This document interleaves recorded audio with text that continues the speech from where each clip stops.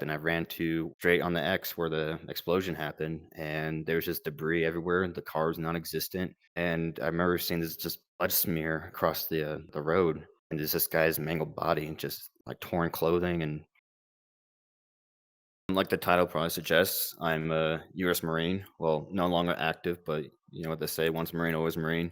That still holds true to me as well. And basically, I did 8 years in the Marine Corps. My primary MOS was infantry. I was a 0311 rifleman. When I enlisted, I became the platoon radio operator, did my deployments, came back. I then did Marine Security Guard, which is basically embassy duty. So I went around the world to do that. And I was also a warfighting instructor for Marine officers, basically teaching them, my bread and butter, which was infantry stuff. And I did that for 8 years. Definitely had its ups and downs, but the Marine Corps got theirs out of me, and I got mine out of the Marine Corps. So when it came time to call it quits, I realized I did everything I wanted to do in the Marine Corps, and I got out. I didn't realize was how much I was actually going to miss it.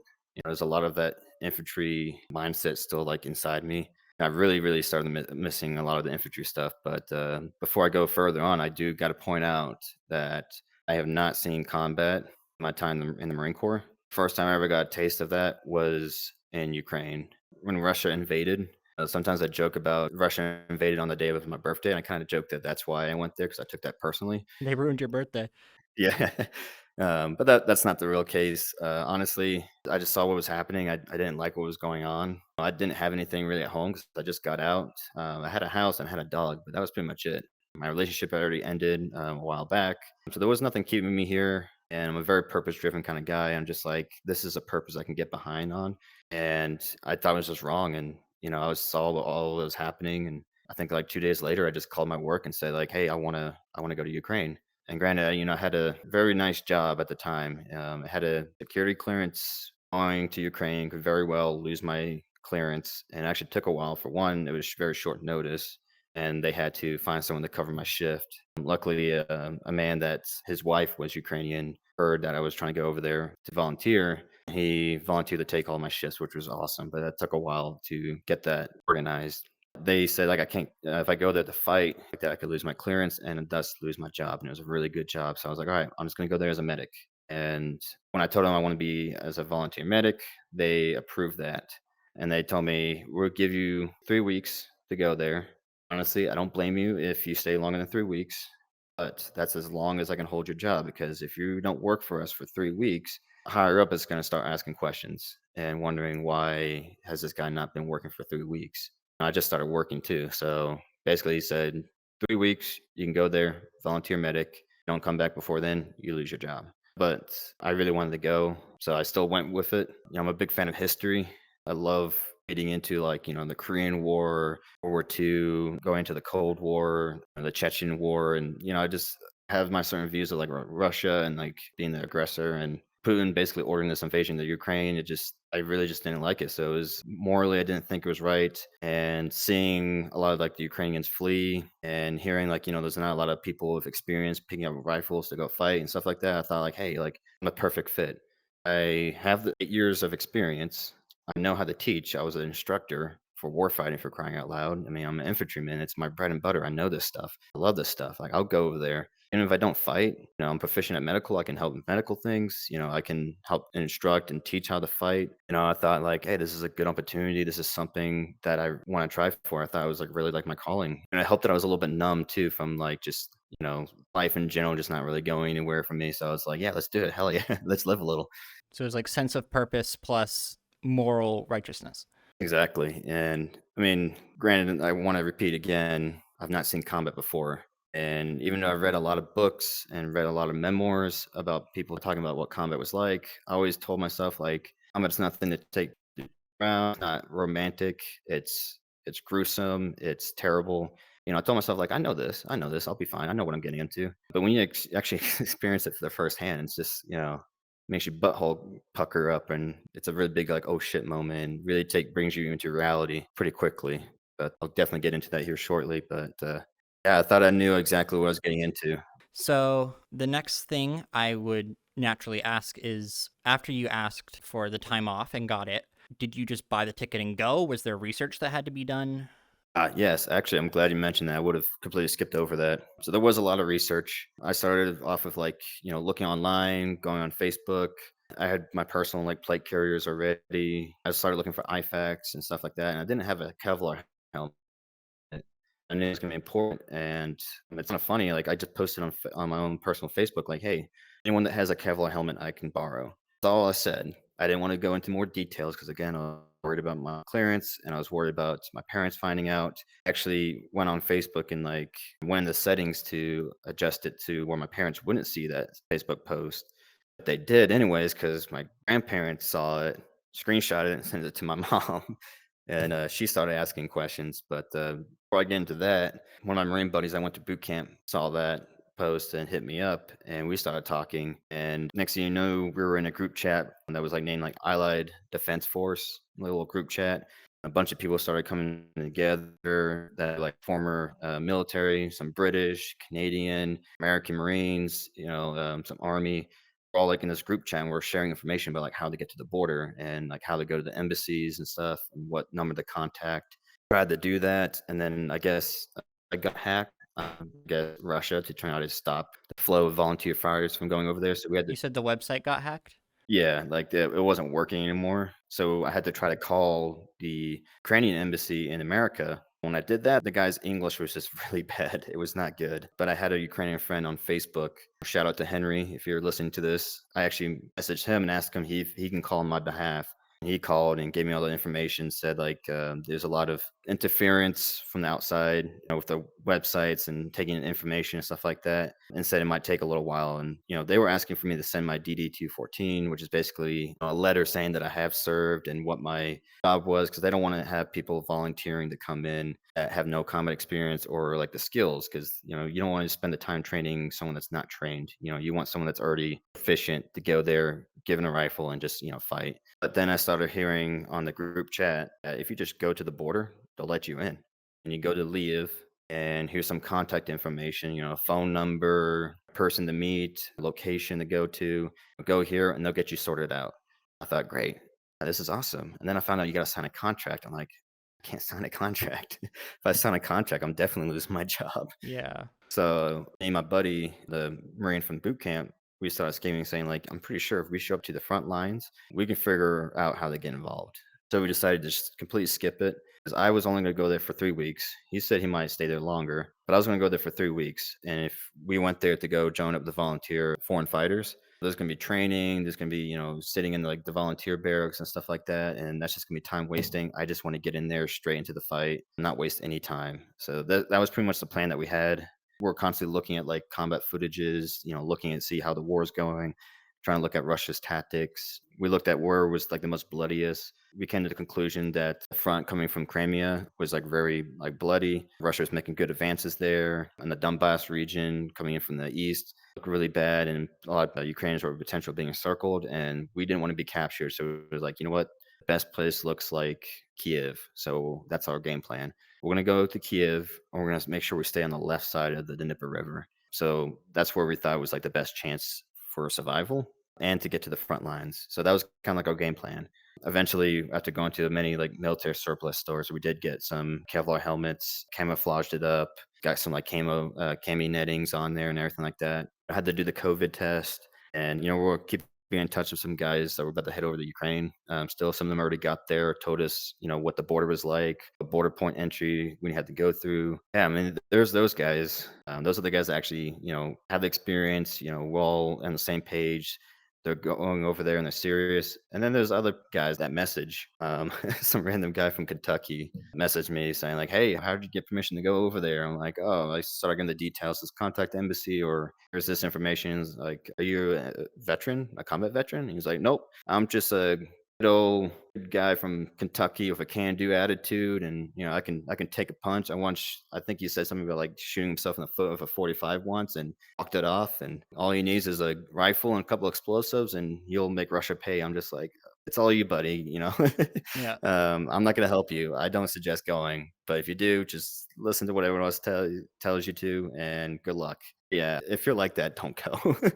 Especially if you shot yourself in the foot or something. It's like, don't do that, man. Because it sounds badass is not a good reason to fight in a foreign war. Exactly, and honestly, I don't want somebody that shot themselves in the foot. That's a no-go. Because friendly fire is a real thing, and I definitely experienced that too firsthand. That's not fun at all. So I can't even imagine somebody that doesn't know his way around a pistol and shot himself in the foot going to Ukraine. It's you'd be doing more harm than good. And honestly, a lot of people like that got through the cracks and actually reached the front lines and got scared and ran away. And you can tell how that just doesn't do any good. Or people that lie about the experience, people saying like, oh yeah, I got medical training, and it comes to do medical things, they don't know anything at all, and you end up losing a life. So there's a lot of that was actually going around, and it's just not cool. Like, if you want to go over there and you feel passionate about going over there to defend it, I completely understand. But if you don't have the experience and the training, you're just going to be doing more harm than good. So that's just my little piece on that. But that's just like the whole research part of that. I had to do a 24-hour like COVID test, and as soon as that came through, I bought the ticket and I was ready to go. The only issue with that was I was ready to go.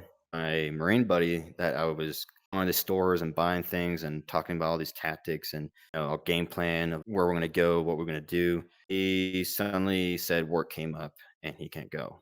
He was a contractor, like kind of like a PMC. And, I didn't want to be like an asshole to him, but like, no, you're just chicking out, whatever.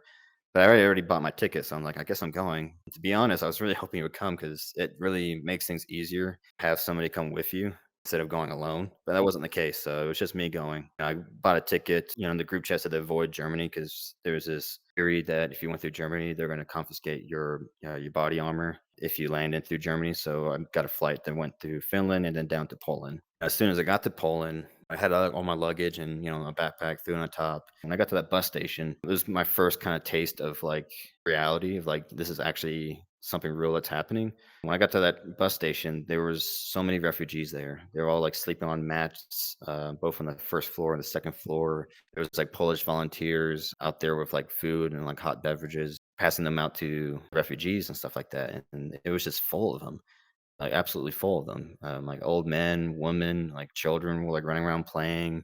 It was just completely crowded, and it was kind of like oh wow, like this is happening. And I took my phone out, and I started like taking pictures, and I felt like a really shitty person. Like these people are refugees; they just got kicked out of their homes. Here I am, like taking pictures of them. I don't know. I felt really shitty. So I just kind of put the phone away. I'm just like, no, I need to focus. I don't need to be doing this. I'm not here to record other people's misery and stuff like that. I'm here to actually like volunteer and fight. Let's do this.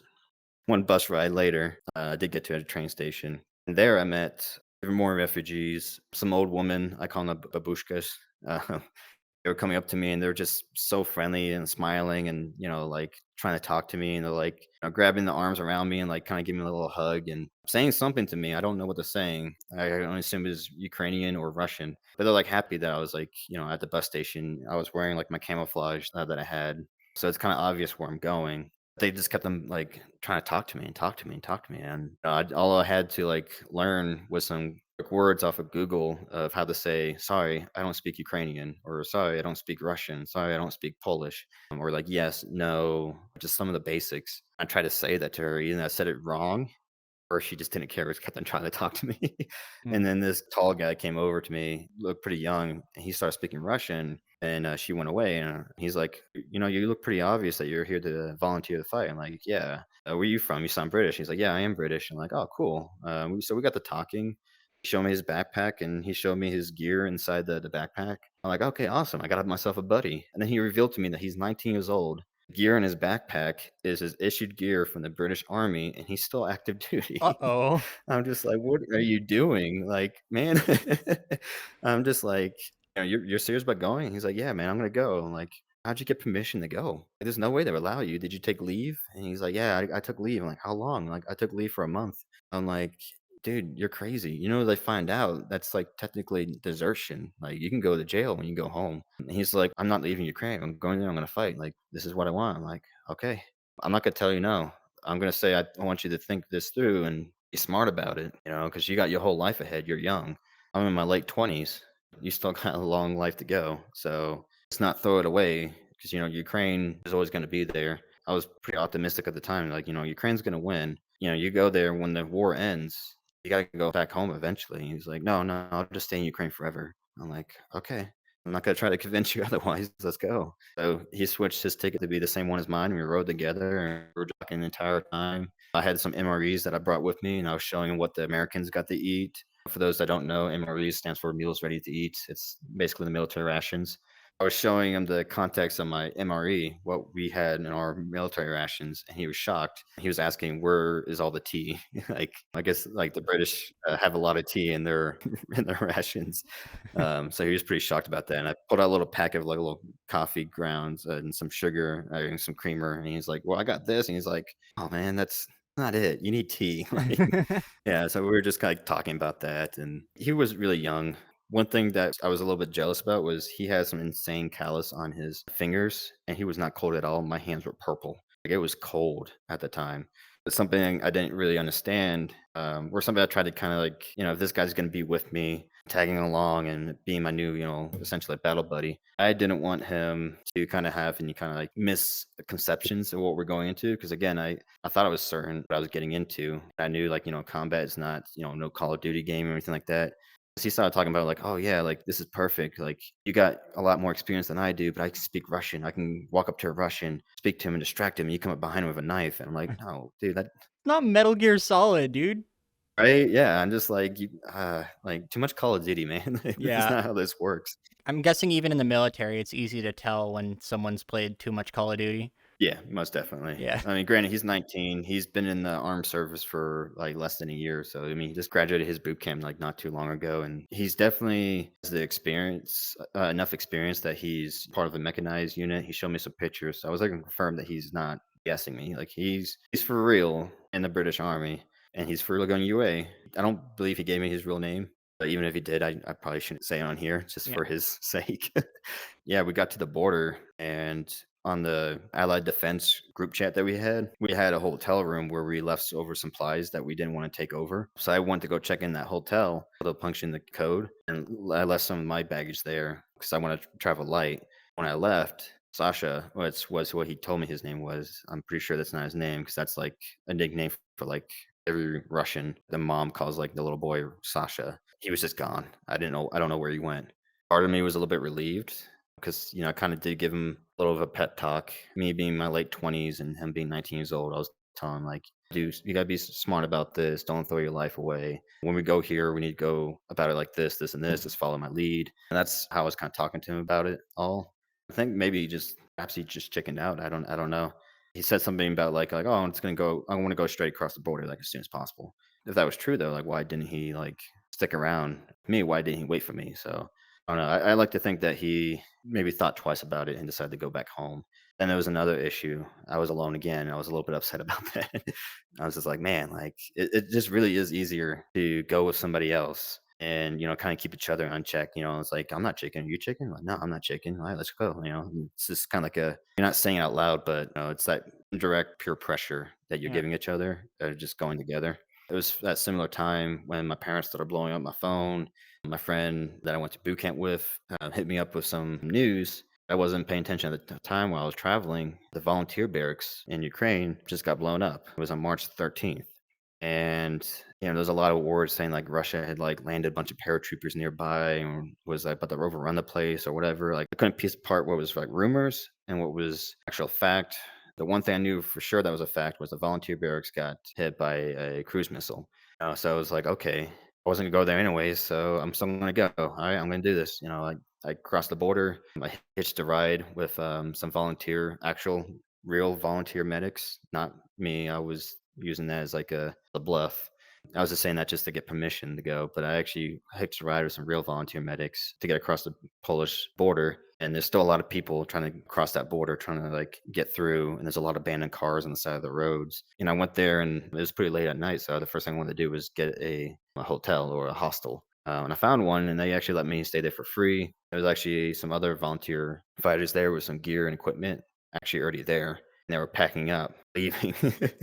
And they were telling me pretty much, like, hey, man, just we were at the barracks that just got bombed. Don't do it. Just go. Even this guy that was was like Delta Force said, fuck this. I'm leaving. That was kind of like a shock. And I had to kind of sit down on the bed and I was like thinking to myself, like, these guys, they're like me and they were saying, the hell of this. I need to get the hell out of here. So I kind of like, I sat down, I was like, do I really want to like go? Like, you know what? Like, yeah, I think I am going to go. And, there's this Estonian guy who managed the gear. He actually wanted to go and he talked to me. He's like, hey, I'm still going to go. And I was like, okay, you go, man. I'll go with you. And he's like, yeah, dude, like, I'm Estonian. This is my fight too. He was very passionate about it. A lot of some other people that were still there too I didn't leave. Something that I found out was really in common with all of us over the night while we're staying there. So everyone's like a big fan of history and kind of saw what was going on. And we all had like the theory that if Russia is not stopped in Ukraine here at this very moment and they keep going, they're not going to stop. In this case, for the Estonian, he believed Estonia could be next. So that's what his motivation was, is that he wanted to protect not only Ukraine and the innocents there, but his country as well.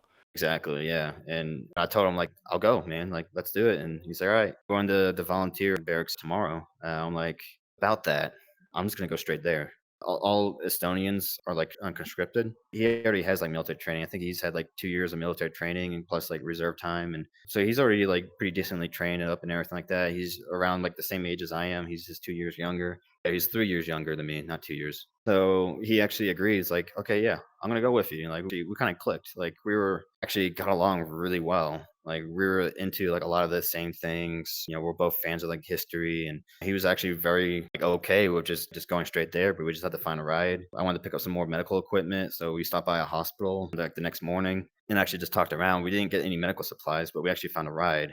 I think I'm drawing a little bit of a blank, but I think it's called Bolt.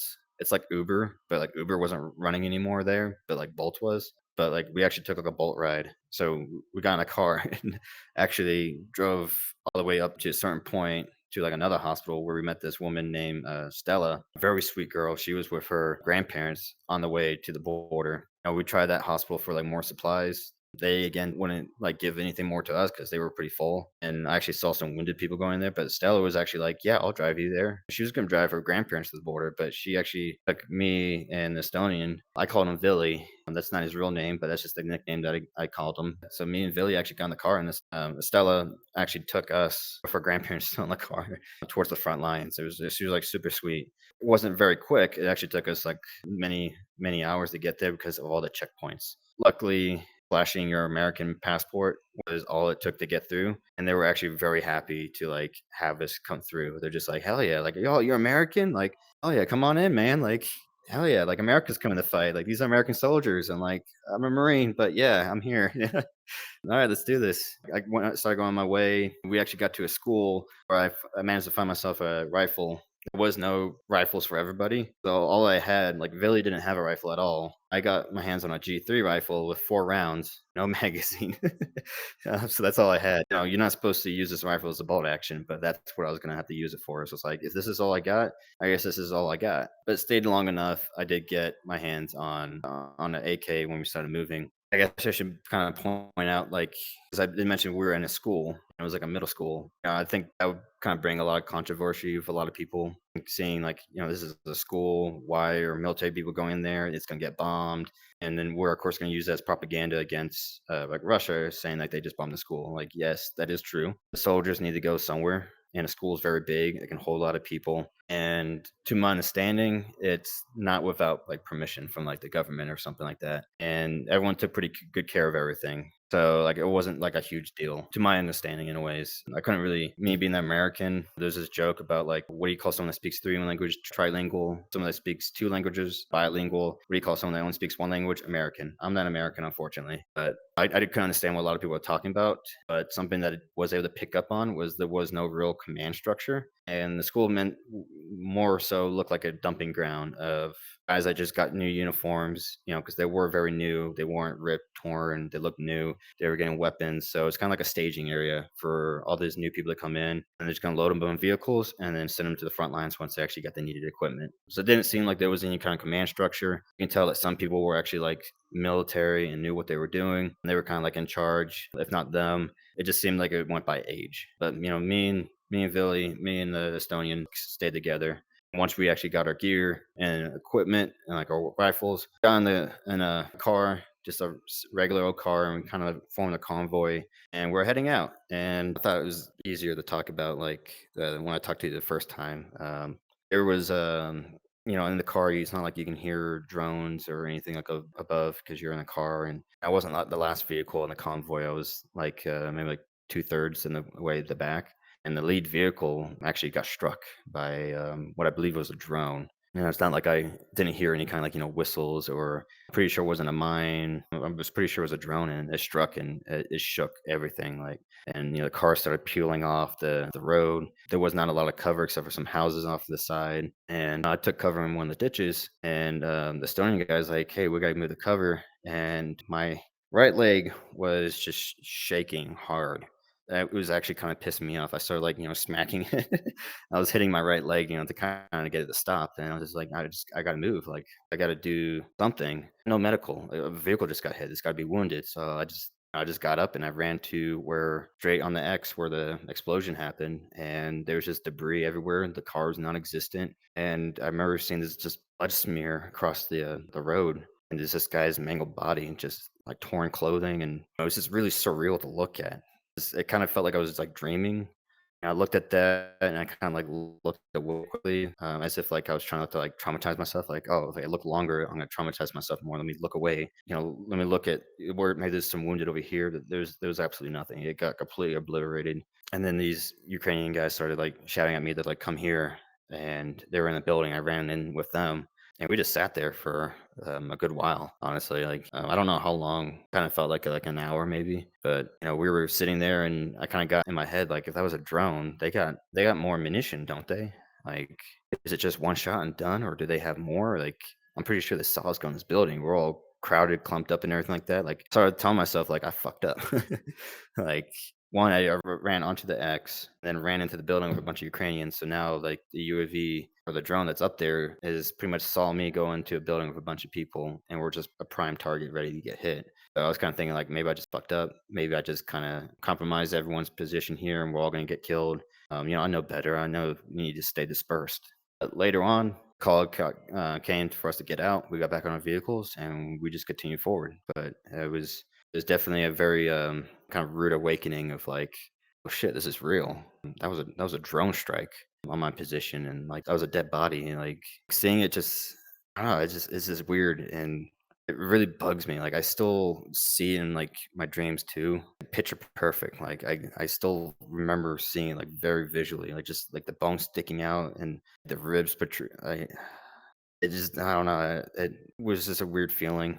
I was like there already, and I told you about the whole like peer pressure. Like, hey, you got to be here. Nobody told me that, but like everyone's just going forward, so I just went forward with them. That was honestly, that was pretty terrifying. At least my legs started shaking though at that point. But shortly after that, we got to the front line, which was surprisingly pretty quiet. A lot of trenches. I got to talk to some of the boys there with my nice translator, which was my Estonian friend. He actually spoke, like, of course, Estonian. He spoke Russian, and he spoke English. So a lot of the Ukrainians were, of course, like speaking Ukrainian, but pretty much every Ukrainian also knows Russian. I would say a very large percent of Ukrainians spoke Russian. I was able to use the Estonian to kind of translate through there, so I had to stay with him. It actually took me a while to find him again because we got split up during that drone attack and got into different vehicles. It took me a while to find the Estonian. We settled down a little bit, and then we found out there was some volunteer fighters just like us, held up in a house further up ahead. And I call this the gray zone, not necessarily like no man's zone. The majority of them were actually Americans, so I thought that was kind of cool. We could meet some Americans, and we're gonna go over there. And there's actually a British guy that I met. Later on, he would actually leave, but he was gonna stay. I never got his full story. It was me, Billy, the Estonian, and another Ukrainian. I called him my chaperone because he's going to lead the way. But at that point, it was really dark at night, and that's when we're going to move to get to this house to kind of reinforce it, as well as we got word that there was a wounded there. And this is like all a word that we got from like the commander of the Ukrainians in this section. So we thought like, okay, cool. We're gonna go over there. We're gonna go there for medical aid. I got a lot of medical gear in my pack, my little like IFAK. I had like in bulk, I had like my IFAK, and I had like a whole backpack full of it. Like, I was like ready, whatever the case was there, that was gonna, whatever kind of wound this guy had, or whatever kind of casualty it was, I was gonna have probably like 80% of the needed tools for it. So I definitely wanted to go. I pressed to go. They say we can go. So we went over there. Estonian carried the stretcher, had the medical gear. Ukrainian guy or chaperone was going to lead us over there. We started going over there, really dark at night. We started rustling through some bushes, some trees, some open fields, and then more trees. Until finally we got into this house, and Ukrainian guy admitted it's too dark. I know this area, but it's too dark for me to tell where we are right now. So we didn't actually know where we were exactly. So we kind of just went to the building to kind of hunker down. And in the middle of the night, we heard some like ruckus going outside, kind of like some banging, and it sounded like someone was like trying to like open a door. Not to our building, but like from the building like really close to us, very, very close, like maybe like 10 or like 15 meters away. Opened the door and kind of crept out. It was me, the Ukrainian guy. The Estonian guy, he was still asleep. So I just like left him there, and me and him were just gonna check it out. And we saw two Russian dudes there. And it took me a while to really get fixated. Like, are these actually Russians? Is this the volunteer fighters that we're looking for? Like, it looks like Russian uniforms. My chaperone looked at me and was like, "Those are orcs." That's what we call, the Russians. There, it's like orcs, the invaders. So I caught my rifle up, and it was already like condition one, ready to shoot. And I pointed at them, and this guy was just—he wasn't wearing any body armor, didn't have his helmet on. His vest was like opened up. He had like a scarf on, a beanie. They're just trying to like open this door to this building. So maybe they're like trying to loot it. Maybe they're just trying to like get inside or whatever. But they looked very relaxed. The rifles were slung over their shoulders. They were very relaxed. They weren't, trying to clear out any buildings or anything like that. So whatever they're doing, like I just pointed my rifle at one of them, and I did hesitate. At least I think I did. The Ukrainian guy did say shoot, and I just pulled the trigger. I only shot one round, and I still remember very visually the ripples in his clothing where it hit, like right in his side. And he didn't fall face forward. He didn't like fall back. He just collapsed. Like his knees just completely collapsed, and his ass was like in the air, and his face just like went straight in the puddle. And the other Russian just immediately ran away, and Ukraine started shooting at him. And there was like a second of like silence, and I heard Russian like gargling in the water, like he was still alive, and he was having labor breathing. He wasn't able to breathe. But I just remember hearing him gargle the muddy water like beneath his feet, and until he just stopped. I don't know, maybe he drowned, like he was moving only a little bit. But yeah, that was my first Russian. It didn't feel right. I thought I had enough training and kind of conditioning in the mind to be okay with this. I thought I was gonna be very okay with just my first kill. It was gonna be like nothing, because I've been trained for like we're trained killers. I was very convinced I would never in my life be good at anything than I am at killing people. That's what the Marine infantry made me believe. And that here I am, I just took a life, and it really kind of shook me up. And after further analysis, we waited a little bit. The Estonian woke up after the bangs, it's hard to sleep through a gunfire. And he woke up and wondered what was going on. And we tried to get a grasp of what the situation was around us, peeking over like fences and stuff like that. It was getting closer to the daylight. And we kind of came to the conclusion that we wanted it to a Russian position. Like, where are the Russians? Why was there none of them like coming out to like greet us the Russian way? Were we gonna get held captives? Do we just wander into a Russian controlled town? We didn't know what it was, so we weren't gonna stick around very long, so we left. It took us forever to get back. It was like very dark outside. When we got back, actually found out the commander that told us about building with the volunteer fighters that we were going to go over there for medical aid and kind of reinforce. He was killed, and we found out that was actually old word. That was old news, and they weren't there anymore. And we came to the conclusion that we did go to the right place, but it was Russian held. So we literally just wandered into a town that was held by Russians. That also got defense posture. Like there was none of it. Later on, I kind of found out there was no fighting at night. Like everyone just went to bed. There was no shooting. There was no artillery. There was no drone strikes of any sort where we were. It was like a weird neutral, like gentleman's agreement. Like, hey guys, it's bedtime. Let's go to bed. At this point, too, I also knew that like Russians didn't really have like MVGs. Ukrainians don't have MVGs. That wasn't very common equipment given to every one of them. So it was kind of like a weird, like gentleman's agreement that when it's nighttime, we're all going to bed. So what I think happened was the Russians had a very relaxed defensive posture there, and these two Russians were just up at night to check homes, thinking they were safe, and just ended up that we just found the right spot to wander in there and just what was them and why there wasn't like a bunch of Russians running out the doors. Maybe they just thought it was their own men doing dumb things, looting houses or something. I don't know why. Complaining. was glad I got out of there, and, that was my first experience with a Russian, and that was my first kill. It still bothers me even still to this day. I kinda ponder on that because it's not the first Russian that I killed during this time, but I think it was because he was no threat to me.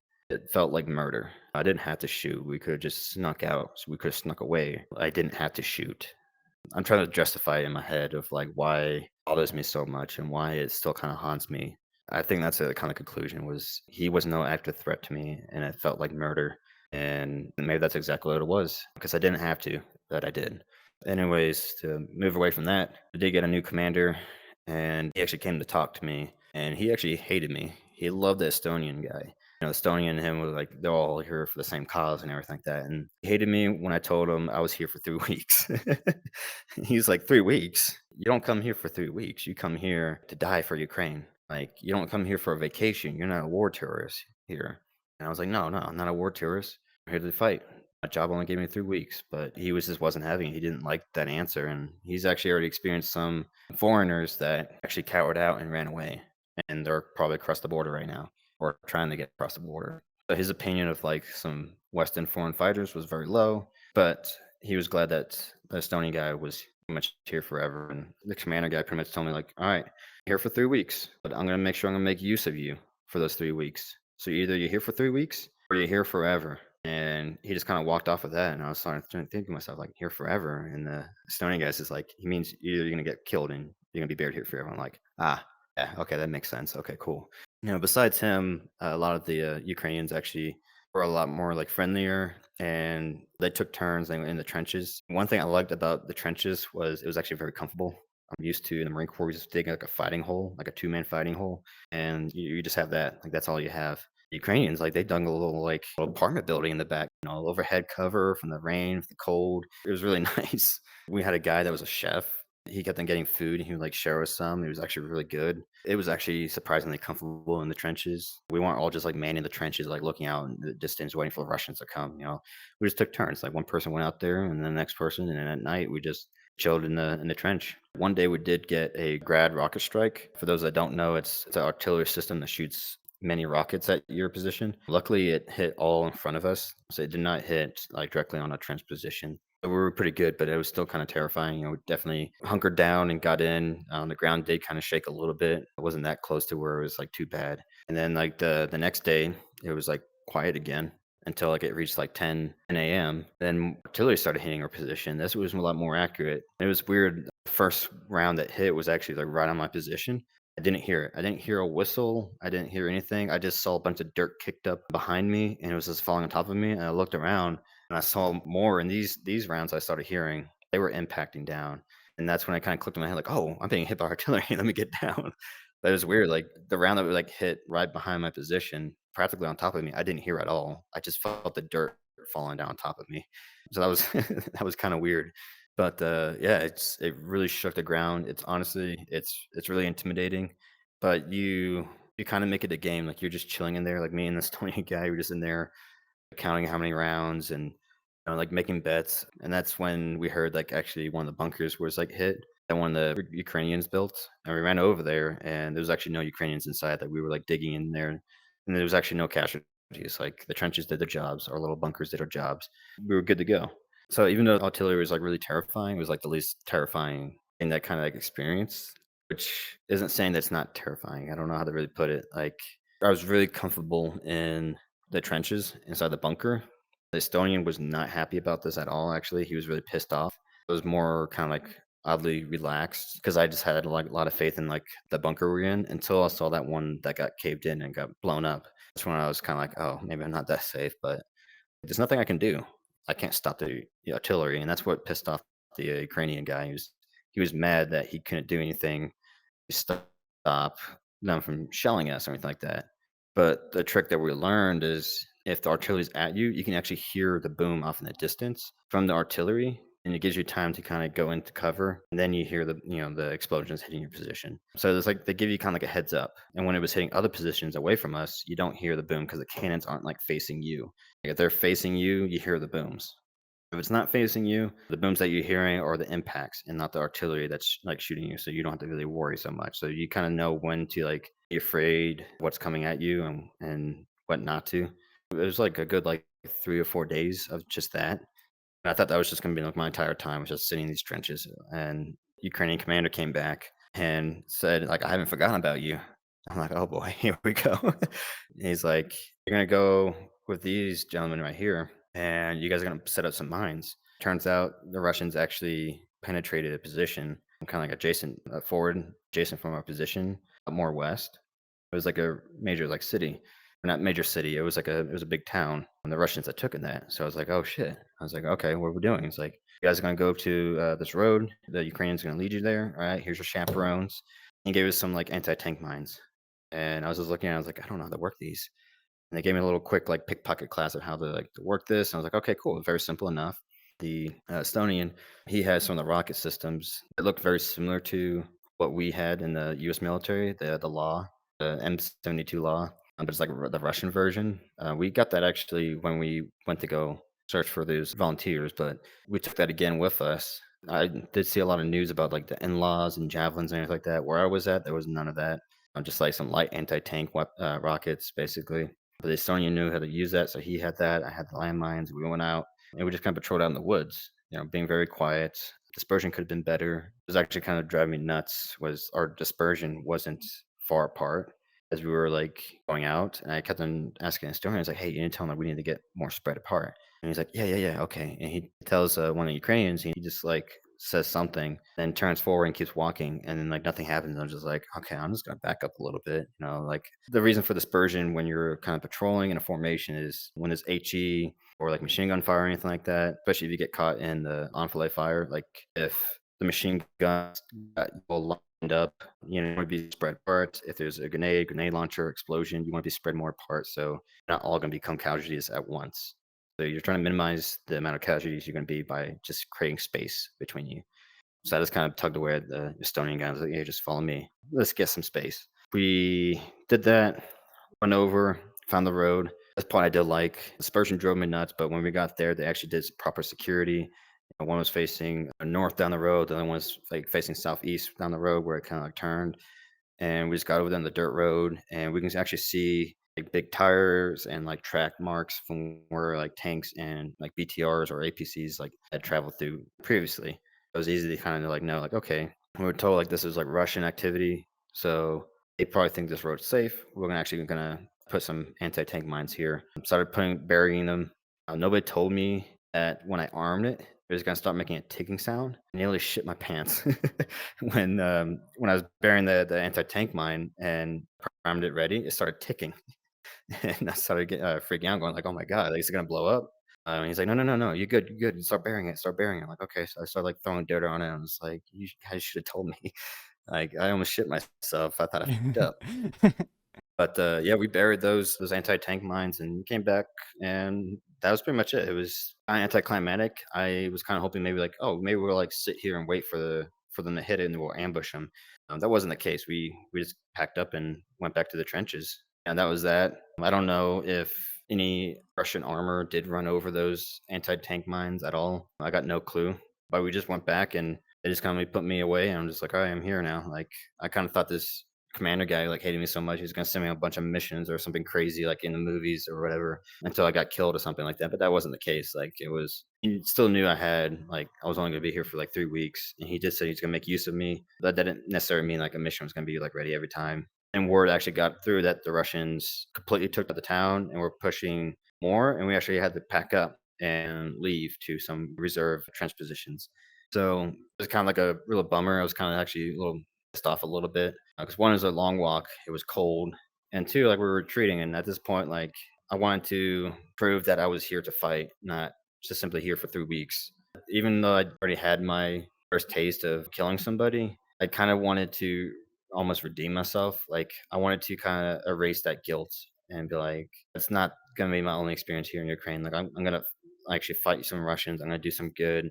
I even tried to go to some Ukrainians and like try to teach them some medical stuff, and they're just like, "Oh, we already know this." I'm like, "Oh, okay." Like, all right, what about this? I'm like, "No, we know that." I'm like, all right, what about like a needle D? And like, "Oh, we don't know that." A needle D is like that's a needle that you got to put into basically the space between the ribs. If you have a tension pneumothorax, of any sort, usually, which would be like a closed one. That's medical terms. I won't go too deep into it, but most cases I would not need a needle deep. But they saw that and they're just like, "Oh, what is it?" And I try explaining it to them. They're just like, "Ah, I don't want any of that." I'm like, okay.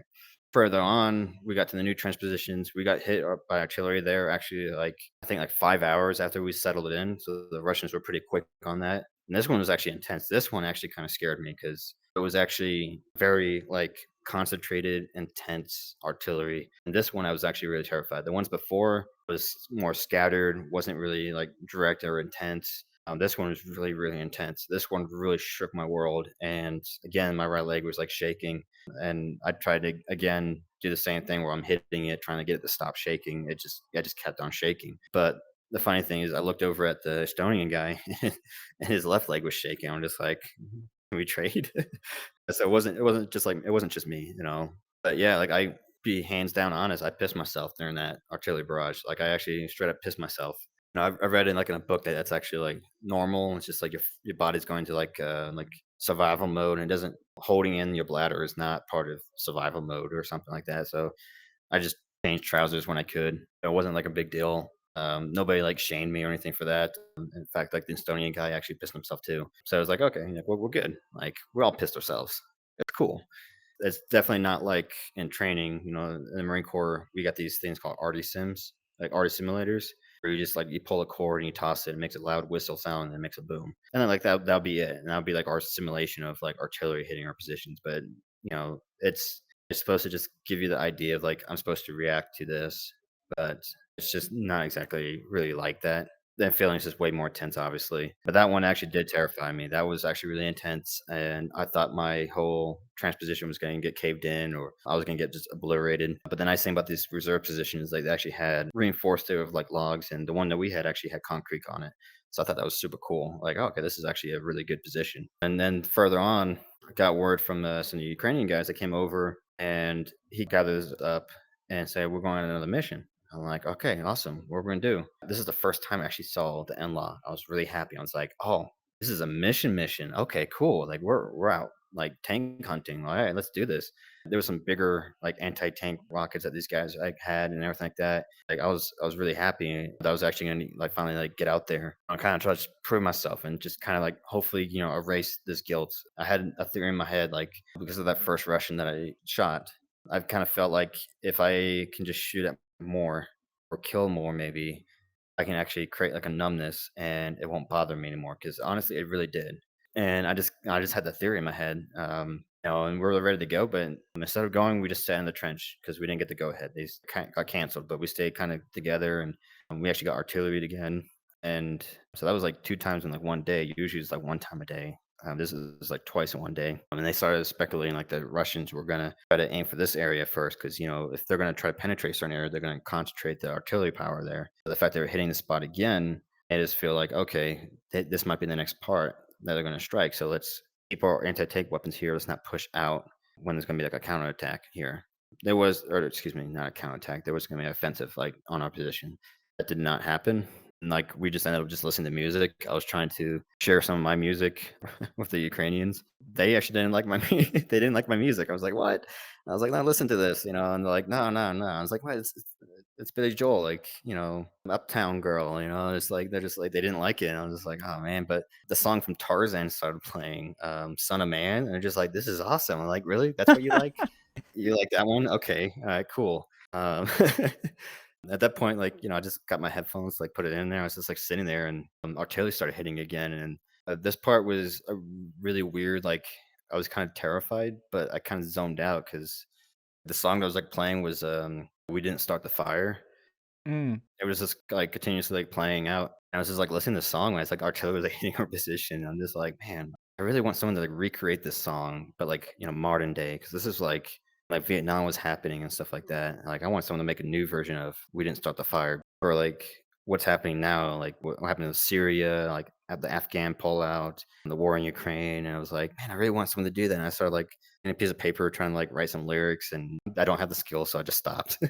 No, but that was oddly kinda like a weird moment where this artillery wasn't as intense, but it was still on a position, it was still shaking the whole ground around me, but that was actually weirdly, like, one of my favorite moments of being in Ukraine was listening to that song as you artillery's like crashing around me. Yeah. It was a really surreal moment. Like that particular was like surreal. At this point, I've had like a big wake up call and I've kind of realized like, okay, this is reality now. Like I wasn't so much of an optimist at this point. At this point, I just kind of felt like a pinata of like, I just stay here and I just get artillery. That's my life now. Like that's all that's gonna happen. And I never heard any, what we like to call like the ping pong effect, or like the Russians were hit our position, and then like we got counter battery that tried to hit the Russians' positions. Never heard any of that. So either their artillery was drowning out ours, and I just didn't hear it because I was in a little bunker, some trench, or they just straight up lied to us, and we don't actually have that much artillery.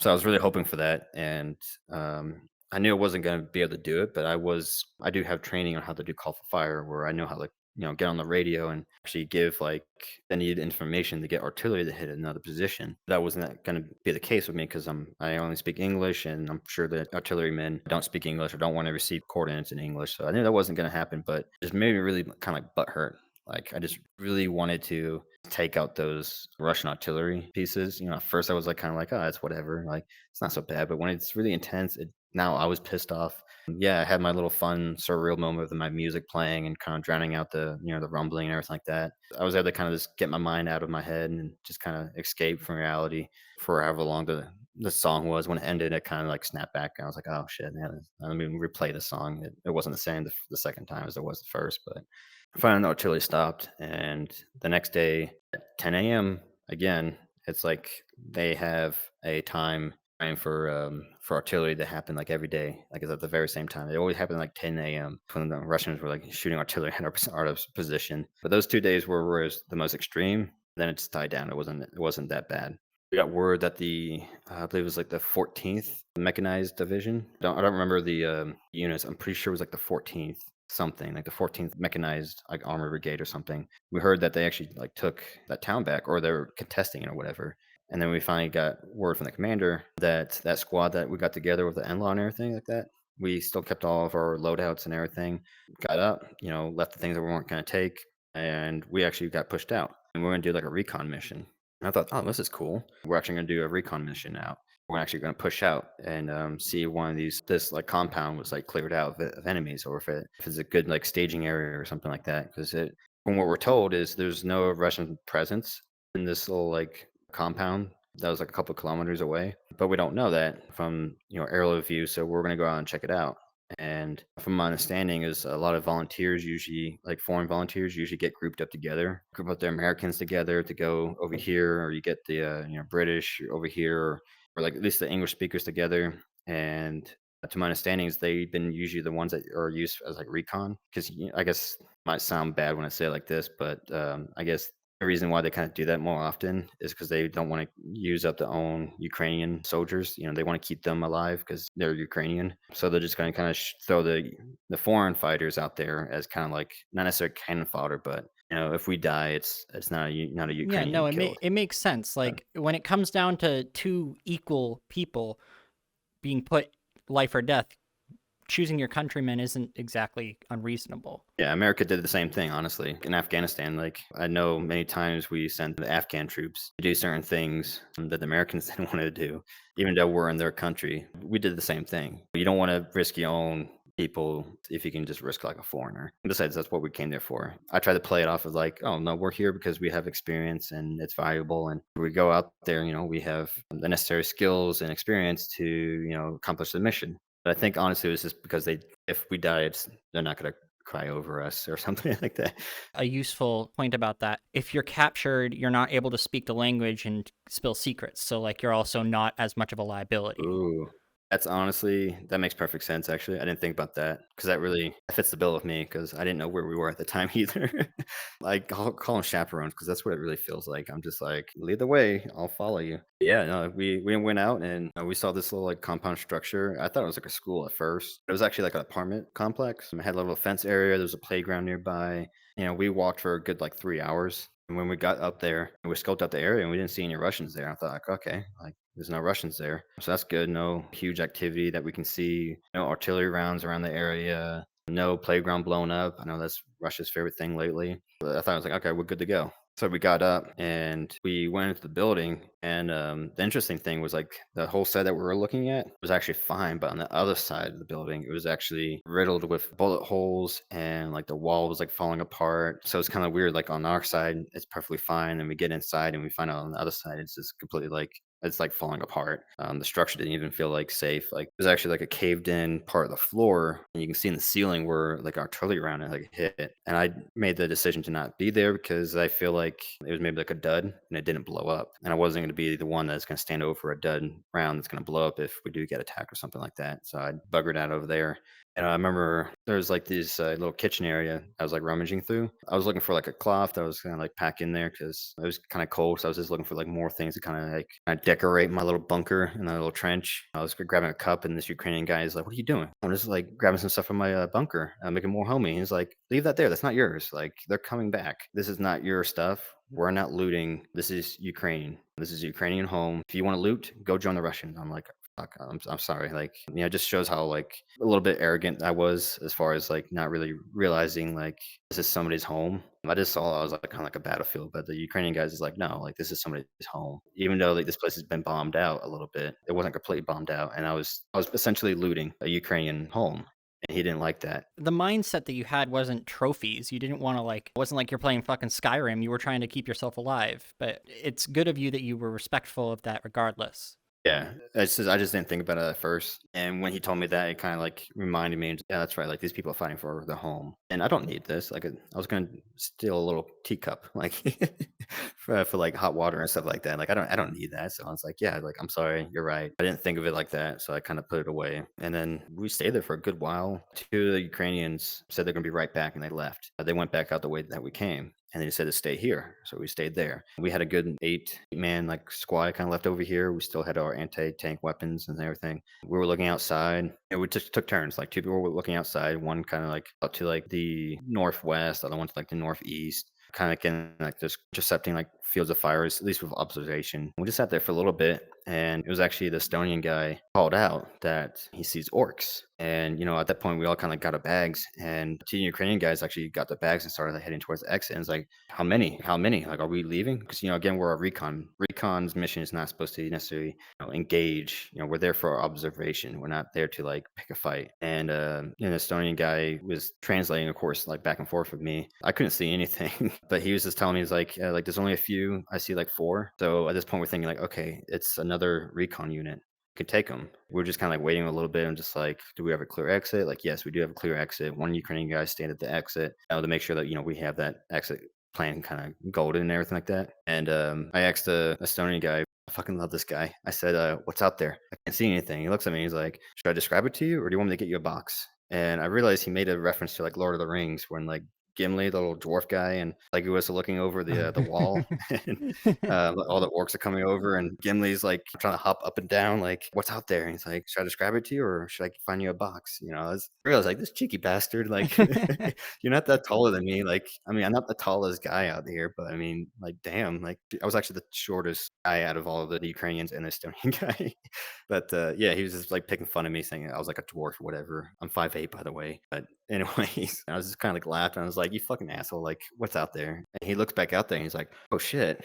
He says they're running in, and not to say I kind of walked myself into this, but I did walk onto the box to look at the window. It was like one of those high windows in like the little kitchen area. I actually stepped on that and looked down. And I saw there was like a squad of Russians running in to our building downstairs, and I was like, "Oh, we gotta get the fuck out of here." So we just grabbed their stuff. I had a backpack with some medical gear. I completely forgot about that. I just said fuck it because it was in a different room. We just got the fuck out of there, and we had to cross that room where the floor was like caved in, so we had to kind of skirt around it. And when we were skirting around it, the outside wall was a little bit exposed, not completely, but it's like a little like partially caved in. And I got a little bit of a vibe of like enemy at the gates, where like those guys are like trying to jump over that gap, and the sniper like shoots one of them, whatever. I was just like really hoping like this is not how I go out. But I ran out of there, and then when we came down, we can hear them, like, clearing, like, the rooms downstairs, but we had to go downstairs ourselves. And at this point, it was me, the Estonian, and, like, 3 other Ukrainians. 2 of them went the other way. They said that, like, they're gonna, like, find another way down,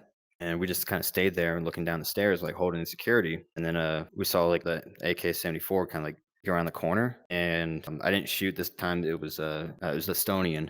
He started just like shooting at them. They just panicked. I can hear them like shuffling their feet back and calling out in Russian and everything like that. Like, there's an enemy here. Yeah, they're just like shouting at each other. And the Estonian guy just kept on shooting and shooting and shooting until his mag was like empty. Then he went back to like reload and just like clockwork. Like I went over there and just aimed down the stairs to make sure they didn't pop out again. And I heard like a little metal ball bouncing. I didn't see it, but there was an explosion like further down the hallway where the Russians were. So I thought like, okay, they're just throwing it towards the stairs. They didn't throw it up the stairs. I was still fine. So I held my position. At this point, it was like full of like debris. And then I threw another grenade and another one. And at this point, like the whole area is being full of like debris. And we're just like, I gotta get the fuck out of here. So me and Estonian guy got together and pulled back. And we found out the two Estonian guys went there, and we're just like, shit, where did they go? So we went back down, and we saw one of them is like really pissed off, saying like, come, let's go, let's go. Like they were calling our name, but we didn't hear. We didn't hear them calling out to us. So we got down on like the outside like stairwell, and we followed them, and we just booked it. We just ran as fast as we can. We still hear more explosions going out there. Like these guys just had a lot of grenades. Yeah, that's just how they're clearing out the area, I guess. But we just booked it. Yeah, we just kept on running and running, and I realized at that point, like I'm not in shape as I was before. I was so out of breath. And again, it's cold air too, but also I haven't ran since I got out of the Marine Corps, which was like 6 months ago at this time. So yeah, like my cardio, not my strong suit at the time. But yeah, I was really out of breath. I was hurting, but just kept on running. To finally we got to a point where we stopped. We stopped to rest a little bit, and we just kept on walking. And I thought that was it. We started hearing a little buzzing sound up ahead, and we started calling out like, that's a drone. So we got down, like hiding in the trees, hid until like the buzzing kind of stopped. Or we're trying to call out and see like if that's a Ukrainian drone or if it's an enemy one. We didn't want to take chances, so we just stayed under the trees and the brush and just kind of hid there for a good while. Finally, it kind of passed, and we got up and we went back and reached the trenches, and it was kind of like holy crap, like it was intense. Like the adrenaline that was like pulsing through my body was like intense. This time, thankfully, my right leg wasn't shaking again, but like I can feel myself doing a little light tremor, like I drank too much coffee. We all got out alive. It was fine. We talked about like what mistakes we made. One of the guys left a NLAW there. I left my medical bag. We didn't keep good like connecting files. And what I mean by connecting files is, if you're gonna have someone at an exit or at one point, you want to be able to kind of see each other or hear each other to pass information down along a line. Because once like shooting starts happening, it's gonna get chaotic. You're not gonna hear. It's not like we had comms. Like none of us had a radio or anything like that. Because they were trying to get us to come with them, but we got so tunnel vision into the like holding that stairwell that they secured an exit and were calling out to us, but we weren't coming because we couldn't hear, and they didn't want to run back and like run into Russians or anything like that. So it was just lucky that the Estonian guy noticed like they're not here, and I noticed him. We were like, okay, let's get the fuck out of here. So we just booked it. Lessons learned. Like whenever you do patrol, whenever you go out and have an encounter with an enemy, you make mistakes, and not everything's got to go according to the plan. So you want to kind of like mention those problems and kind of refine it. And I was very pleased to hear that now that we were like talking about all this, they decided to kind of keep our squad together. So like the next time there was like a mission we were going to go out, it was going to be us again. The cool thing for me was actually like half of those Ukrainians spoke pretty good English, and the other half spoke a little bit. So there wasn't a complete communication problem when it came to me. I didn't want to be the weakest link, so it was cool that they kind of got me in a little squad that actually could communicate with each other, and I wasn't so much like isolated and relying on a Estonian guy to translate for me. He still does. Because when things start happening and they're calling out to each other, they're not going to choose English over Ukrainian. So they still talk mostly in Ukrainian. When we had the incident, the Ukrainians first thought when you're really in the zone, when you got all that adrenaline rushing through you and everything like that, first thought isn't going to be communicating in English. So, it's going to be their native language, which is Ukrainian. So that's what they did. I'm just really grateful to have the Estonian to help me, guide me through all of this. Because, yeah, there'd be a serious communication problem if it wasn't for him. So very grateful for him. Yeah, we got out there. They kept us together. Got to know a few of them and everything like that. And one of these guys, he was telling me about like how he has like a wife and like 3 kids. Another guy, he just graduated high school like last year. He wanted to be a photographer. There was one guy I found out was actually a veteran from like 2014. The whole like separatist was like happening when he was like fighting like the separatists in Ukraine and like the Donbass region. And he's actually got a lot of experience. I didn't realize it because he still looked pretty young. Yeah, he didn't really look old at all. I thought like him being a veteran and seeing combat in that at that time in like 2014, he would be like look kind of old. I guess like some people just age like fine wine, but like he just seemed perfectly fine like visually. He didn't seem like, he has like severe PTSD or, any kind of like that combat stress that just ages you like by like 4 years or anything like that. Yeah, he was just like a really cool guy. He spoke a little bit of English, but yeah, we just kind of kept to that squad, and yeah, it came to the point where we would sit in the trenches even longer. Again, same trench, same spot. This time we actually found out that we finally retook that town. Those I don't know if I mentioned this. I don't want to say exactly where, but we were like southwest of Kiev in the Kiev Oblast. But yeah, they took a major town and was able to push the Russians out of there. They were actually making ground, and we actually had to push forward where we actually passed our original trench position. Then we kept on going, and we found Russian positions. And oh my word, it was garbage. I mean, like you got like some fighting holes here, and you got a little small trench system here. It was just like candy wrappers. There was like Doritos. There was just like junk food laying around, clothing, old socks, like the laundry was left there. The Russians were actually like pulling out of northern Ukraine. I was like, this is awesome. But like one of the basic things that we're taught, like in the Marine Corps, and that Ukrainians did a pretty good job at, was keeping your area clean because you want to minimize the amount of footprint that you have. It just left a huge, huge, huge mess. Like it was not sad at all. We even saw like a dead carcass of a dog that like was very obviously made a meal out of not long ago. But yeah, like they were just slobs. Like I can't believe that they were living like that in their like defense positions.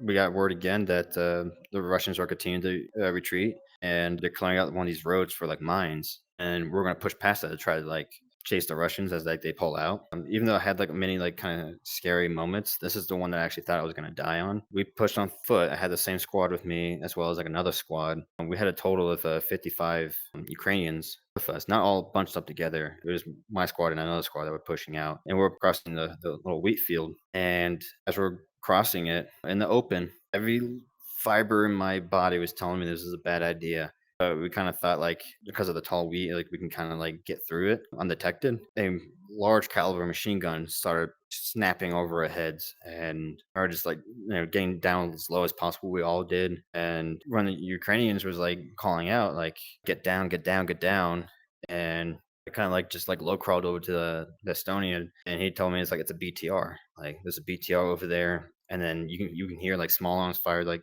firing at us. We just like low crawled out, and then until finally like we just kind of got to like a little half crouch and started like getting the fuck out of there. But instead of like staying in a straight line, we just kind of booked it at an angle. We knew that they knew we were over here, so we just kind of booked it off to the side. We didn't want to like get caught by the bullets from behind. So we booked it out of there. We started running away. We thought the Russians were retreating. These three BTRs, actually, you can hear the engines moving, and they're actually coming down the road parallel to us as we're running away.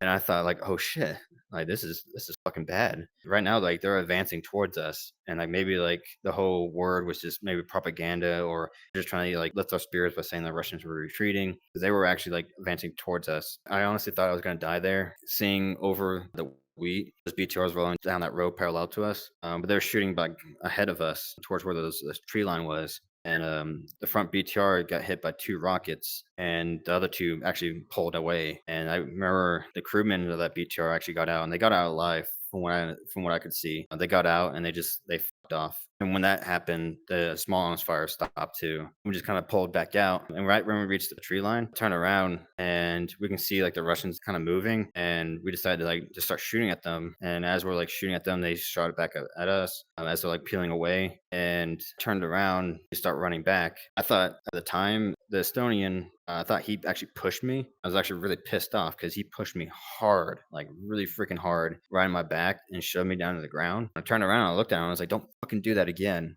Like, fuck, dude, that hurt. I thought he like took his rifle and like used the butt of the rifle to like push me down or something, because there's no way it could have been like a squishy hand that like pushed me down. It was like a really rough like push, and I thought he was just trying to get me down to like duck away from the bullets, because the return fire wasn't accurate. It was just like some light suppression as they were like pulling back. Actually, from what I can tell, they actually did it really well. Like I don't know why people think the Russians don't have tactics. They were actually doing a very proper like retreat kind of like a reverse bounding into the woods. Their tree line was a lot more thicker than ours. It's at the point where it was like basically like a wood line. So I was really pissed off that he shoved me because I fell really down really hard and really hurt my like finger on the way down to the point where it was like purple and like kind of like swollen and stuff. I can still bend it like slightly, but I was just pissed off at the time. I didn't need him pushing me down like that. But when we actually got back to friendly lines, I wanted to go talk to him about that because our little squad debrief thing, I was like, "Hey man, like don't fucking do that again. Like I love you. Like you're my brother. Don't push me like that." And he's like, "I didn't push you. You got shot." I'm like, "What?" Oh shit. And I didn't believe him. I'm just like, "There's no way," because I had plates on. Like they probably make a loud really ding or something like that. We took my flak off on the back. There was like a small entry hole through my camelback, and then on the outside you can see it just kind of like ricocheted and like shrapnel just like piercing all of the backside. I just thought like, "Holy shit, I got shot." And what made it worse was the direction at the time when I was facing the rear was friendly fire. It wasn't the Russians. I got shot by a Ukrainian who just, fog of war. We didn't know who was who. And we found out from like when that happened and what the direction was and why when we pulled out. Some of the additional fire that was like adjacent from us was the other squad of Ukrainians that thought we were Russians flanking them. And they actually shot me. I was just like, holy fuck, that's not the way I want to die to get killed by friendly fire. But I mean, I had the plate on and I definitely recommend it. It was like level 3 plus, I think.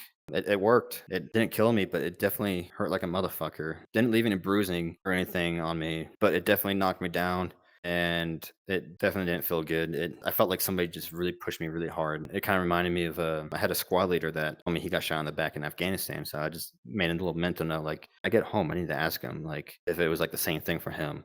Yeah, so like we got out of there, and like shortly after, we found out that the Russians retreated completely out of Kiev, Oblast, like in one day. Like there was no like chasing or anything like that. Actually, it was a good feeling. A lot of Ukrainians were like really fucking happy, and there was a lot of celebrations. Not like a party or anything like that, but like giving each other bro hugs and stuff like that. Going like, fuck yeah, like fuck those orcs. And it was very quickly that people were getting rounded up to go be shifted to a new front. And at this point, like my 3 weeks weren't necessarily up. I had like 5 more days, and they finally came to me and the Estonian guy and said like, "We're going to shift you guys over here." And the commander told me, "So, are you gonna be here forever, or are you gonna be a chicken shit and leave?" And I don't know. I had to really think about it. And he didn't give me time to think about it. It's like, I don't want you to think about it. I want your answer now. Are you here for Ukraine, or are you gonna leave like the rest of chicken foreigners? Like he really had like a personal vendetta against some foreigners. It sounds like it's not like I got the background or anything of, like why exactly.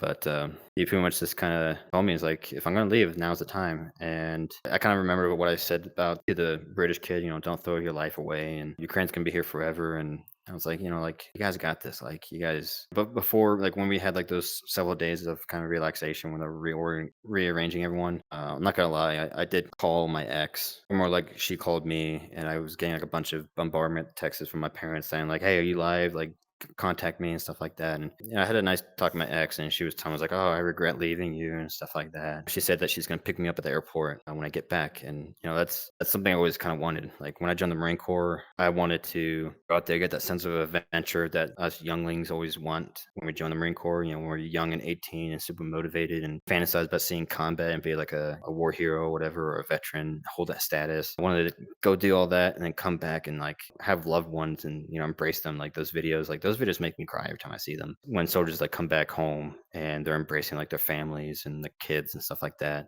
And I was like, I really want that. And like me and the Estonian guy, like he's my fucking brother. Like I've never been that close to anyone in my life before. But at the same time, it's like I got a good job. Like I can come back home. Russia just retreated. Like Ukraine's gonna win shortly, right? I mean, that's what I was telling myself in my head. And the Estonian guys is like, "Hey, like brother, you got this. Like I'm gonna stay here, but I'm gonna stay safe. Don't like I promise you." I'm just like, fuck, like let me go home. I'm gonna get things sorted, and then I think I might come back. Yeah, I was like, I think I'm gonna come back. And he's like, all right, hey, like we exchanged WhatsApp numbers and stuff, and he went off and I went off. Took a while to get across the border, but I finally did. And when I did, I stayed in a city in Poland for like 3 days. It's driving me nuts. I can't remember the name, but yeah, I mean, I just stayed there for a little bit, just kind of like unwind, have some like Polish food, relax a little bit. Met a Ukrainian girl, also named Stella. A coincidence, and kind of had a little date with her almost, like in a cafe and stuff like that. I didn't really talk about me going to Ukraine, but it was kinda cool, like, talk to her and stuff like that, and she's been living in Poland for a long time, so she didn't just come there during, like, the whole refugee stuff, but it was cool just to, like, sit down with a pretty girl and just kinda have, like, coffee and talk to her and everything like that, and I realized my return flight was actually really soon because when you go to Poland, you can't just go there on, like, a one-way flight, you have to have, like, a return ticket. I realized I had a return ticket, like, tomorrow, and I was like, "Oh, shit," like, I gotta go, so, like, I kinda cut the date short, like, she was, like, saying, like, "Oh, we should meet tomorrow and do something," and didn't actually get to do it, like, she was just interested 'cause I was, like, the first American she met. I kinda felt bad because I didn't have a haircut. My facial hair and head hair was just all over the place. I did not look properly groomed. I'm just like, "For the record, I promise you, not all Americans are like this. We're arrogant bastards, but I promise you we're better cleaned and, groomed and stuff like that." But, and the weird thing is I only bought, like, camo, where I had, like, some civilian clothes. All I had was, like, jeans, and I was still, like, wearing, like, my camo, like, jacket on, just, like, walking around town. But the fast forward, like, eventually got on that plane, and man, that plane ride actually really sucked because the entire time it was like a basically retraced my steps. I went back to flew to Finland, then from Finland back to like JFK, and then went home after the next flight. Yeah, during that flight though, my head was under a lot of excruciating pain. Like I had like the biggest headache ever. I was like eating some of the pretzels. I asked for my pretzels. I was drinking water. Maybe I had too much coffee or something like that. My head was just killing me. It was excruciating. Like honestly, my head was hurting really bad. I thought like I had developed a migraine or something like that. I never had a migraine before. Once I finally got off the plane, I wasn't really thinking about it. I was more just thinking of like remedies to kind of get over that. I kind of concluded that maybe like artillery kind of did some damage to my head. Not saying I'm special needs or anything now, but I think just like the pressure of the plane. I never actually researched this. I probably should if I'm going to be talking about it. So if someone has more expertise in this, by all means, tell me about it. I haven't been on. When I went on the plane, my head was just killing me. And I think it was because of the artillery just really rocked my head a bit. To being up in the air, so high up in the elevation, just really caused a lot of pressure or something. It's just my theory. Yeah, you might have had hearing damage, either hopefully temporary hearing damage that was getting affected by the pressure change. Oh, for sure. Yeah.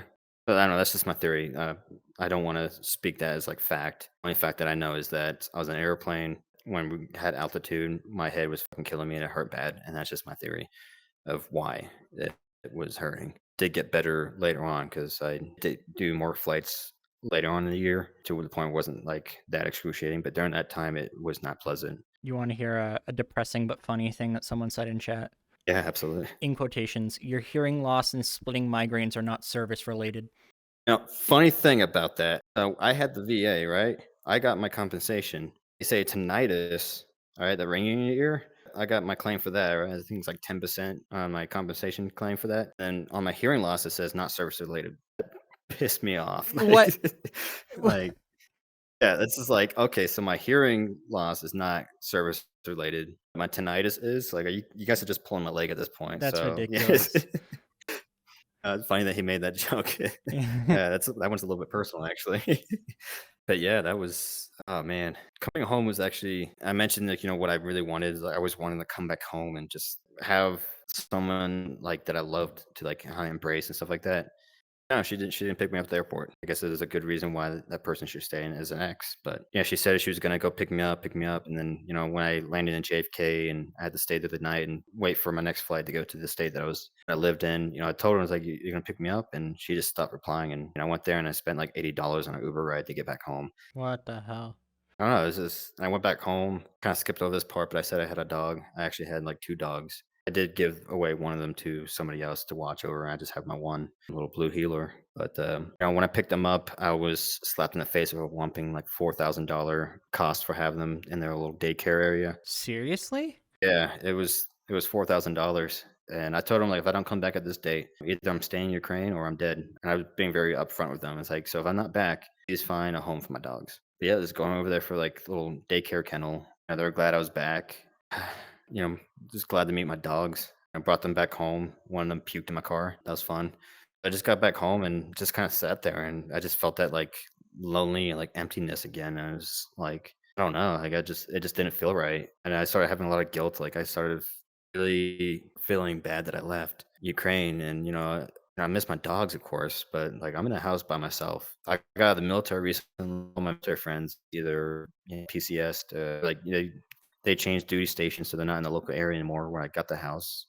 They moved off. I don't have any friends in the local area. I definitely didn't have the ex that, I mean, she contacted me later saying like, "Oh, I'm so sorry I missed it." Like, yeah, okay. It was just lonely. Honestly, it was depressing. I finally decided, like, okay, let me tell people I'm home. I told my parents and I told my best friends that live out of state. And, of course, the first thing they want to do is just ask me about it. Like, oh, how was it? How was it? Were the Russians really as bad as they say? Did you kill any tanks? Did you kill any Russians? Like, that's all they want to fucking know. And, like, I don't know. I didn't want to answer them at first because I was worried about keeping my job. Because, again, like, being a foreign fighter for a different country would make me lose my clearance and I would lose my job.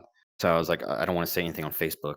So I was really worried about that to the point where I was actually like really paranoid. And I waited like a while to finally I just started talking a little bit about it. But my best friends, like they're into guns a lot and they're into football a lot, but they just didn't care. They didn't care what was going on in Ukraine. I heard certain news was happening and I was like trying to talk about it and they just quickly changed the conversations about like gun parts and like football or the new Marvel movie and something like that. And I just couldn't get my mind off it. So I contacted some of my veteran friends, one that I never actually met, but I'm staying in contact with him since high school. Like he was a combat veteran in Iraq and Afghanistan well before I even joined the Marine Corps. But I was talking to him and I found a lot of like kind of bit of therapy in there. Like I still didn't want to like talk about it with him. He knew, so he didn't try to press it. Got a rifle in my house and I was just like staring at it. I just looked at that rifle differently now. Like I had an M1A Scout and I was just like staring at it. Just, I don't know, I just looked at guns differently. And I was just looking at it. He got a little bit worried. He's like, "You're not thinking about using it, are you?" I was like, "Oh, no, no, no, no, no, no. I promise I'm not going to use it against anybody." He's like, "No, no, no. I know you're not going to use it against anybody. I'm talking about you're not going to use it on yourself, are you?" I'm like, "No, I'm not. I promise. I'm good. I'm good." He's like, "Okay. I can tell you're depressed, man." Like at that point, I didn't want people being worried about me, so I just kind of gave people what they wanted to hear. When people asked like about Ukraine, I kind of just told them what I thought they wanted to hear or what they were seeing. I kind of feel like if they kind of saw what I was kind of seeing, I didn't mention a whole lot of like Ukrainians dying, but yeah, actually, I guess I kind of skipped that part. I'm sorry about that, but there's definitely a lot of Ukrainians that died. Not so much my squad. We all made it out alive, at least when I was there. But the guys adjacent from us, when those BTRs were coming by, 5 Ukrainians were killed. There was more drone strikes, artillery. A lot of Ukrainians did die. I didn't see a lot of dead Russians.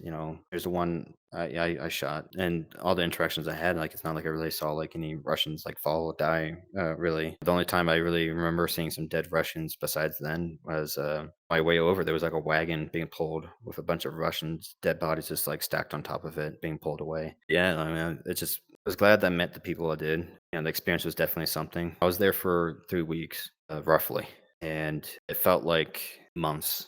One day just didn't feel like a day. It felt way longer than that. Coming back home, I kind of almost expected things to change, but like nothing really changed. I pay attention to the news or some good YouTube sources and, Google. Look at some maps of like the updates of like the war in Ukraine. I follow everything that's happening in Ukraine like people follow like their favorite football team. Because you're rooting for him.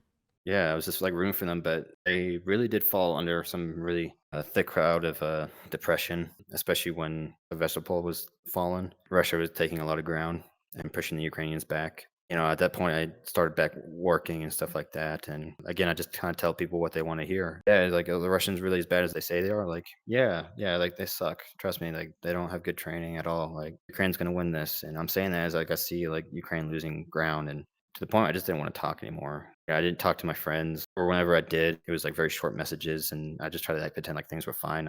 I did talk to that squad leader that said he got shot in the back, and he said it was like a sledgehammer. I wouldn't say I felt like I got hit in the back with a sledgehammer, but that's how he described it. I showed him pictures and I talked to him. I found a little bit of counselship with him, but at the same time, he only experienced, what was experienced in Afghanistan. He was never hit by artillery and or had a BTR come after him or be like pinned down in a wheat field with small arms and large caliber rounds hitting around you, or have a bunch of Russian throw grenades at you in an apartment complex. But I decided I got the bright idea like, oh, like, there's got to be other veterans out there, and I didn't meet any Americans out there, but there's definitely American volunteers fighters out there, right? So I just YouTube searched some like volunteer fighters there, and it was mostly positive. Like one guy that was kind of cool. His experience seemed very similar to me. He mentioned coming in around the same time when I crossed the border, but he was talking about, like, how, like, the Russians were, like, really bad at fighting, like, retreating, and, they were just going from one town to another town, just liberating, liberating, liberating, like, I didn't get that, like, I retreated twice. Yeah, like, I ran away twice.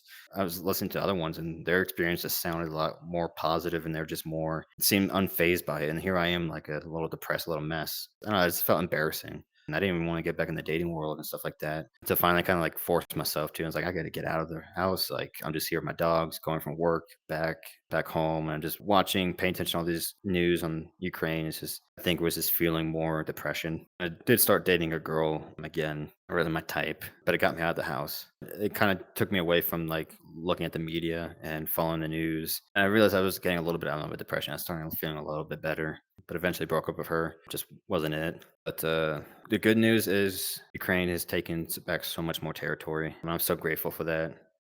My friend, the Estonian, I don't actually know what happened to him. I haven't heard anything, but it's not like he hasn't just texted back or anything in a long time. And I don't know. I feel like he would find some time to um, message me back or something. But Yeah. um, I did ask my friend on Facebook that was Ukrainian. He's still living in Kiev since the beginning of the invasion. I still keep in touch with him. He actually just went on his first date yesterday. I was, like, really happy to hear about that. But, yeah, I asked him once, like, is there, like, a roster where you can, like, find out if, like, who died or anything like that? It seems like Ukraine kinda keeps those casualty numbers hidden, or, like, the names and stuff. And I found out, like, Estonians aren't even allowed in Ukraine to go fight. I don't even know how he got there or if he was there beforehand. Like, there's just so many questions I didn't know, but, that was my brother. So, like, I don't know, I hope, like, later on, he just messages me back and says, makes fun of me for crying over him, but, I'll gladly take that over anything, but I haven't heard back from him. I'm afraid that he's dead or something. Like, he was a damn good guy. He wanted the kinda same thing that I wanted when he got back home. Like, he didn't have a good relationship with his family, and, I don't wanna say too much personal things about his life, but, I was hoping that when he got back home, like, he would actually that warm welcome, and, I don't know. I really hope I'm just assuming the worst, and he's actually okay, but since, like, 2 days after I left, and I told him I was home safe, like, I've not heard back from him, and I knew he was heading for the front, and, that's what also kinda caused a lot of the depression was seeing all those grounds that the Russians were taking, but, fuck, when men cry. Yeah, I don't know, he was definitely my brother, man, like, I don't know, maybe, like, he, lost his phone. It's not like his phone can transfer over, he gets another phone or something, or I just don't know. I think that's what really kinda kills me too is the unknown. Mentally, I'd say I'm doing better, though. There's definitely some things with PTSD. Right. Um I remember driving, my Jeep at the time. I got a truck now, but I was driving a Jeep, and some people have, like, these whistles on the cars. It's supposed to, like, scare away wildlife so they don't cross the road and hit the car or something. I had my windows down, I drove by, and my heart nearly, like, jumped out my chest because I thought it was artillery or something. But, doesn't bother me anymore, actually, like, at least I don't have similar experiences like that happening to me still, but I don't know, I'm not an expert on, like, PTSD and stuff like that. I just know what it is with me. I just know that I do have dreams, or I'd say nightmares. That's a thing.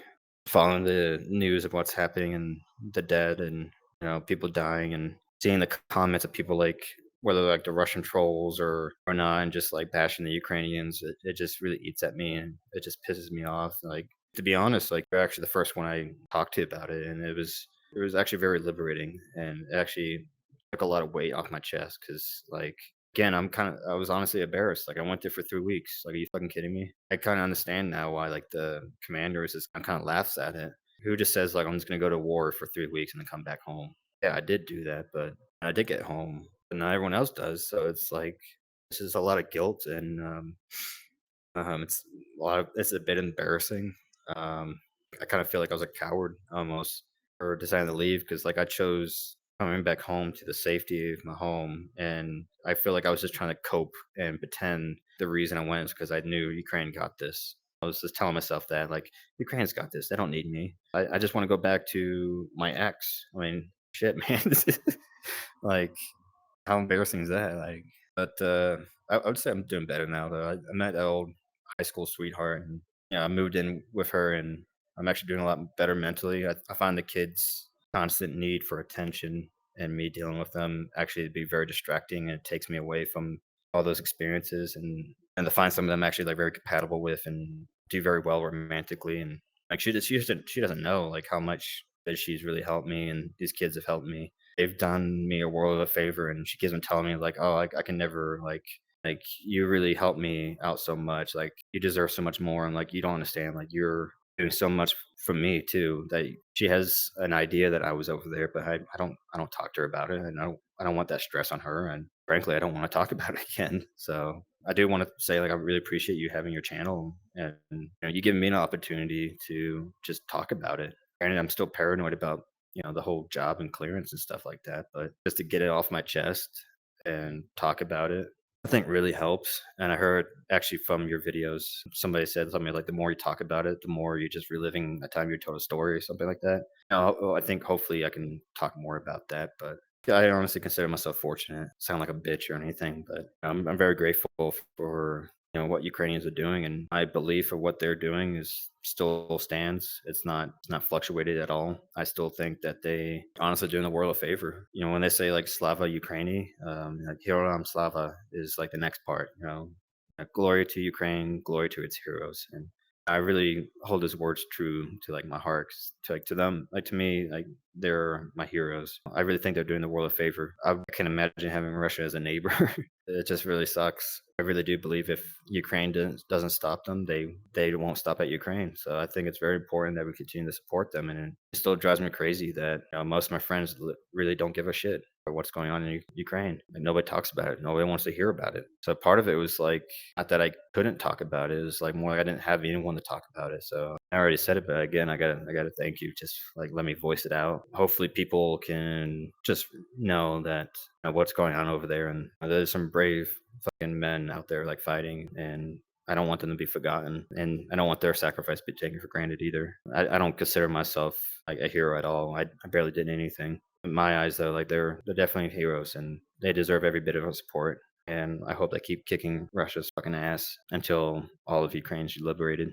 My friend that's still in Kiev can finally stop going to the bomb shelter and actually just like live his freaking life. Like he went on the first date since the war started. It was a girl that came from Italy. She was Ukrainian, and she came over to go see him and had a really nice date. And he showed me pictures. Like she's a beautiful girl, and like I'm really happy for him. Like things are slowly starting to become normal for Ukrainians there. Even though like Russia's like hitting civilian infrastructures, like he says like things are still fine. Like it's only scheduled power outage. Like they're still living the life, trying to be like normal again. Like they still have parties, cafes are still open. Still gets his coffee every morning. He still goes outside, plays skateboard. And every time he hears like the like missiles and going overhead or like impacting the distance, he's just so accustomed to it, and it's just crazy to think about. And that also kind of feeds away my guilt too. Is like I don't want to tell him everything I experienced either, because I want to give him hope too. So I kind of also kept it a little bit positive. What's going on? Yeah, I mean, I guess I'll just open up to the chat if anyone has any questions. I'll try to be as open as possible. Just understand that there's some things that I won't be willing to say, especially to change to like personal things like my job, or if anyone really hates my ex for not picking me up and not giving her name, leave her out of it. But yeah, I guess I'll just open up to you, or if you have any questions. Well, my main question is how do you feel about using this talk that you've had? One day I think the idea of showing this to hopefully your future children, because the goal is obviously to be their father, and it sounds like you're doing a good Yeah. job of having that role already. I think one day if they get to see this, they will absolutely see you as a hero, and that's correct. I think it's incredible that you not only did this all voluntarily, but you did it with such passion and put in 110% to make sure that you did everything that could be done. And even if you hadn't given all of that energy, which you did amazingly, you still survived a war zone fighting for a foreign nation's military.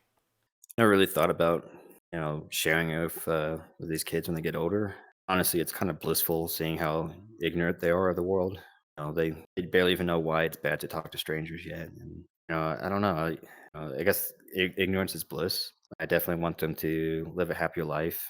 I don't know. I guess I'll find out if I decide to like show them or talk to them about it. If I do, for some reason, decide to talk to them about it, in the future, it might be like in person. And if I can't do that, showing the video might actually make it a lot easier too. Yeah. But I don't know how they answer that quite yet, since I'm not there yet. Yeah.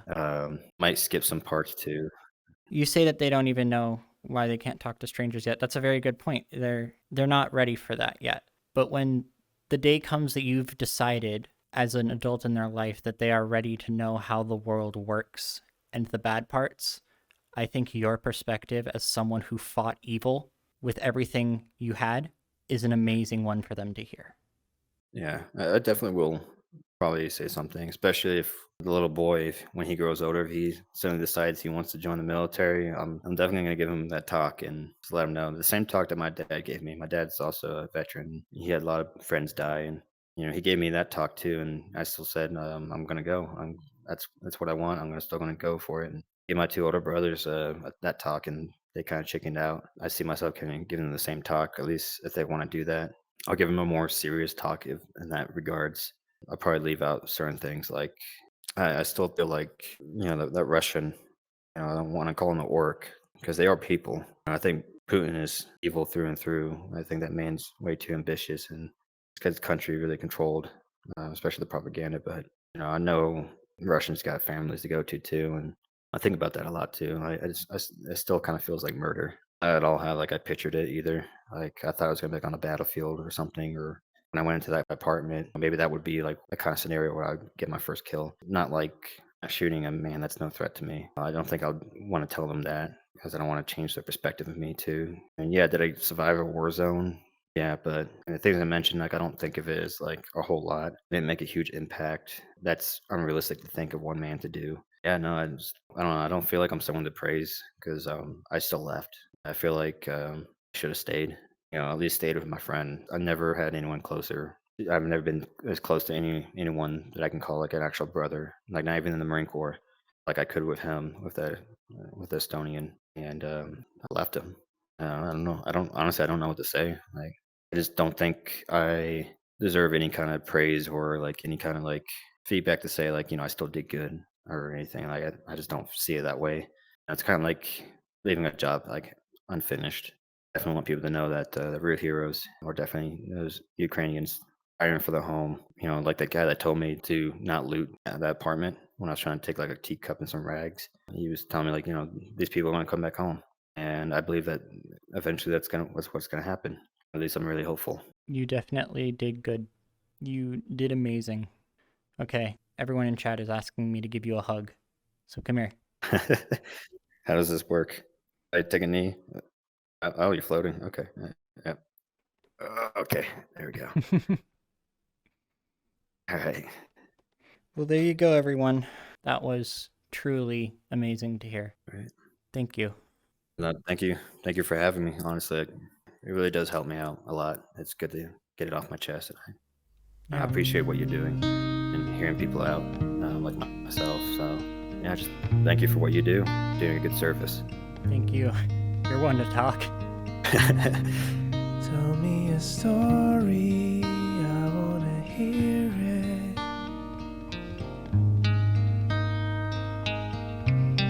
You might think it's boring, but I'm interested.